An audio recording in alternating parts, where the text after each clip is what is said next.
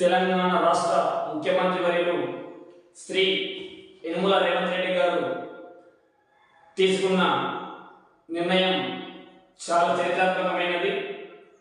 మునుపెప్పటి జరగని ఈ చరిత్రాత్మకమైన నిర్ణయం పట్ల తెలంగాణ రైతాంగం హర్షం వ్యక్తం చేయడం జరుగుతుంది.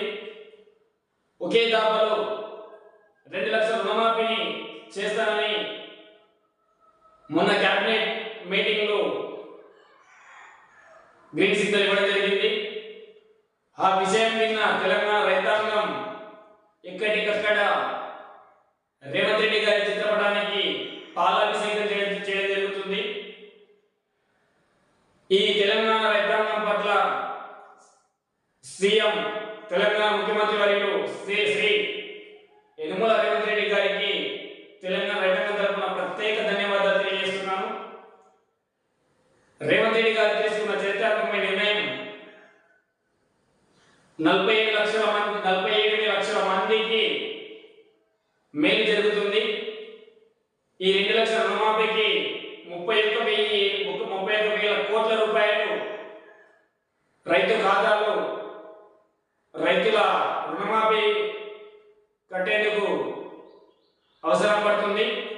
ఇట్టి అమౌంట్ను తెలంగాణ రాష్ట్ర ప్రభుత్వం ఆగస్టు 15 లోపల రైతాంగానికి రుణమాఫీ ద్వారా చెల్లిస్తామని వారికి తెలియజేయడం జరిగింది. ఈ నిర్ణయం తీసుకోవడంలో కారణం ఏంటంటే శాసనసభ ఎన్నికల్లో వరంగల్ రైతు డిక్లరేషన్లో ఇచ్చిన 2 లక్షల రుణమాఫీ మాట మేరకు మాట తప్పని మడమ తిప్పని నాయకుడు ప్రజలే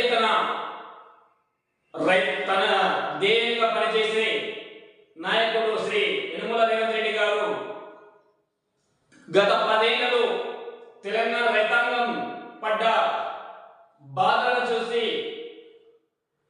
నేను ఎలాగైనా ఎంత రాష్ట్ర ఖజానా ఎంత ఇబ్బందులు పడ్డా నేను రైతాంగానికి రుణమాఫీ చేసి తీరుతానని ఆ రోజు రైతు డిక్లరేషన్లో చెప్పడం జరిగింది.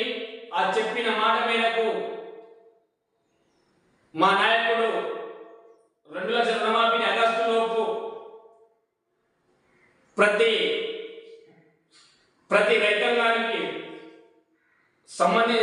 రైతాంగానికి చెల్లించడానికి ముందుకు రావడం జరుగుతుంది. అలాగే ఈ రైతు రుణమాఫీ ఎవరెవరికి వర్తిస్తుంది అనేది కూడా మొన్న క్యాబినెట్ మీటింగ్లో నిర్ణయించడం జరిగింది. ఈ నిర్ణయం అంటే ఏంటంటే ఎప్పటి నుంచి అంటే 2018 డిసెంబర్ 12 నుండి 2023 డిసెంబర్ 9 తారీఖు మధ్యలో తీసుకున్న ప్రతి ఒక్క రైతాంగానికి ఈ రుణమాఫీ వర్తిస్తుందని తెలియజేయడం జరిగింది. ఈ రుణమాఫీ పట్ల తెలంగాణ రైతాంగం తరపున యనుమల రేవంత్ రెడ్డి గారికి పాదాభివందనాలు తెలియజేస్తున్నాను. ఈ విషయాన్ని పక్కన పెడితే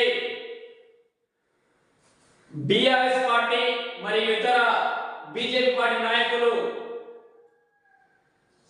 రైతు రుణమాఫీ చేయడం అది వీలైన పని కాదు, రాష్ట్ర ఖజానా దివాలా తీయబడింది, ఏ విధంగా చేస్తారని వాళ్ళు విమర్శ చేయడం జరిగింది. ఆ విమర్శలకు ధీటుగా తెలంగాణ రాష్ట్ర రైతాంగానికి ముఖ్యమంత్రి వర్యులు రుణమాఫీ చేయడం చాలా చర్చించదగిన విషయం. పక్కపాటి నాయకులను మాట్లాడకుండా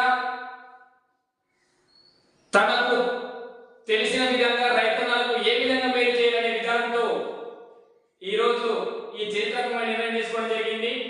ఈ నిర్ణయం పట్ల వారికి ఎల్లప్పుడూ రైతన్నల తరపున పాదాభివందనాలు తెలియజేస్తున్నాను. ఇలాంటి అనేక నిర్ణయాలను కాంగ్రెస్ పార్టీ తీసుకుంటుంది.